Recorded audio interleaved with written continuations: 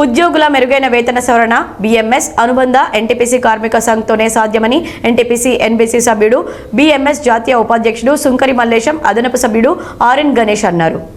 Ramagundam NTPC permanent ఉద్యోగుల గుర్తింపు సంఘం ఎన్నికల సందర్భంగా ఎన్టీపీసీ ప్రాజెక్టు మెయిన్ గేట్ వద్ద శనివారం సాయంత్రం జరిగిన సమావేశంలో వారు మాట్లాడారు. నిర్వాసిత కోటాలో ఉద్యోగం పొందిన వారికి పీఆర్ ఎంఎస్ సౌకర్యం కల్పించాలని, కెరీర్ డెవలప్మెంట్ ప్రోగ్రాం ప్రత్యేక శిక్షణ ఇచ్చి పదోన్నతులు కల్పించాలని కోరారు. ప్రాతినిధ్య సంఘం ఐఎన్టీయూసీ ఉద్యోగుల హక్కుల సాధనలో విఫలమైందని విమర్శించారు. 2027లో జరిగే వేతన సవరణలో ప్రత్యేక భాగస్వామిగా నిలిపేందుకు ఈ నెల 25న జరిగే ఎన్టీపీసీ ఉద్యోగ గుర్తింపు ఎన్నికల్లో గులాబీ పువ్వు గుర్తుపై ఓటు వేసి బీఎంఎస్ను గెలిపించాలని వారు కోరారు. ఎన్టీపీసీ రామగుండంలో జరుగుతున్నటువంటి ఎన్బీసీ ప్రాతినిధ్యం కోసం జరిగేటువంటి ఎన్నికల్లో మీరందరూ భారతీయ మజ్దూర్ సంఘం బలపరుస్తారని పువ్వు గుర్తు పైన ఓటేసి, గులాబీ పువ్వు గుర్తు పైన ఓటు వేసి మెజార్టీ యూనియన్గా తీసుకొస్తారని ఆశిస్తూ ఈ గేట్ మీటింగ్లో మాట్లాడుతూ ఉన్నాము. మిత్రులారా, మీకు అందరిలో తెలుసు, ఇక్కడ గత అనేక పర్యాయాలుగా ఐఐటిసి నాయకత్వానికి ఎన్టీపీసీ రామగుండం కార్మికులు ఓటేసి గెలిపించడం జరిగింది. ప్రతిసారి ఎన్నికలు వచ్చినప్పుడు కొత్త కొత్త డిమాండ్ చెప్తూ ఉంటారు ఐఐటిసి నాయకత్వం. ఎన్నికలు అయిపోయిన తర్వాత పరిస్థితులు చాలా మామూలైన విధంగా ఏం జరుగుతుందో కూడా మీరు గమనిస్తూ ఉన్నారు. 2019 ఎన్నికలు, 2022 ఎన్నికలు, మళ్ళీ 2025 ఎన్నికలు ఒకే రకమైన డిమాండ్ మళ్ళీ చెప్తా ఉన్నారు. సాధించింది ఏందనే విషయాన్ని ఈరోజు కార్మిక వర్గం ఎన్టీపీసీలో ఉన్నటువంటి మీరందరూ కూడా ఆలోచించవలసిందిగా కోరుతా ఉన్నాం.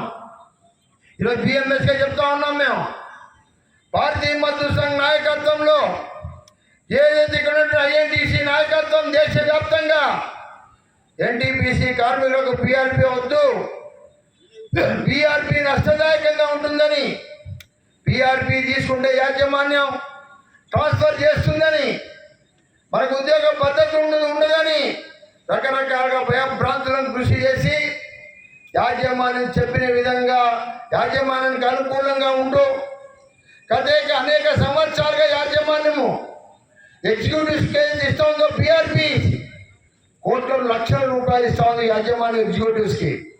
కానీ నాన్ ఎగ్జిక్యూటివ్స్కి మాత్రం ఎక్స్గ్రేషియా పేరు మీద సంవత్సరానికి మాత్రం 1000, 2000, 3000తో సరిపెట్టుకోవాల్సిన పరిస్థితి ఏర్పడింది. మనం యాజమాన్యాన్ని ప్రశ్నించాం.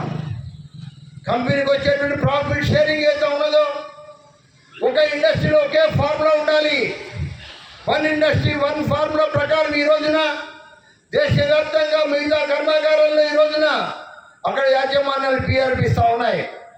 ఎందుకు ఎన్టీపీసీ యాజమాన్యం ఇవ్వదనే విషయాన్ని ప్రశ్నించినప్పుడు ఈ ఐఐటిసి నాయకత్వం మనకు సహకారం చేయలేదు.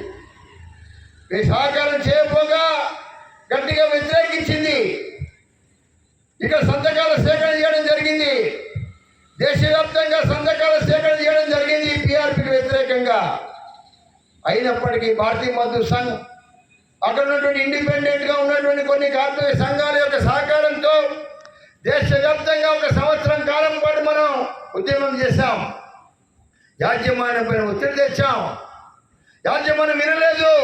ప్రభుత్వం దగ్గరికి వెళ్ళాం, పవర్ మినిస్టర్ దగ్గరికి వెళ్ళాం, యాజమాన్యం పైన ఒత్తిడి క్రియేట్ చేశాం. తద్వారా ఈ రోజున మొత్తం ఎన్టీపీసీ కార్మిక వర్గానికి నాన్ ఎగ్జిక్యూటివ్స్ అందరూ కూడా पीआरपी పొందుతూ ఉన్నారు.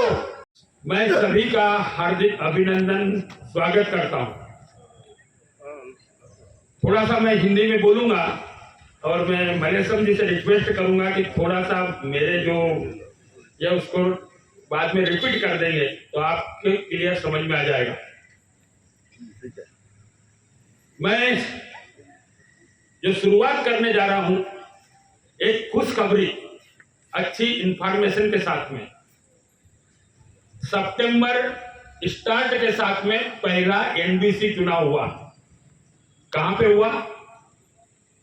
ये अयोध्या के पास में एनटीपीसी टांडा, अयोध्या के पास में, वहां पर भी पहली बार बीएमएस 61% यानी 2 सीट क्लियर कट जीत के एनबीसी में आ गए। ఈ సమావేశంలో బీఎంఎస్ నాయకులు కేతిరెడ్డి భాస్కర్ రెడ్డి, సాగర్ రాజు, బండారి కనకయ్య, పోగుల స్వామి, చెల్లా సత్యనారాయణ రెడ్డి, యాదగిరి సత్తయ్య, రంజిత్, మహేష్ ఉద్యోగులు పాల్గొన్నారు.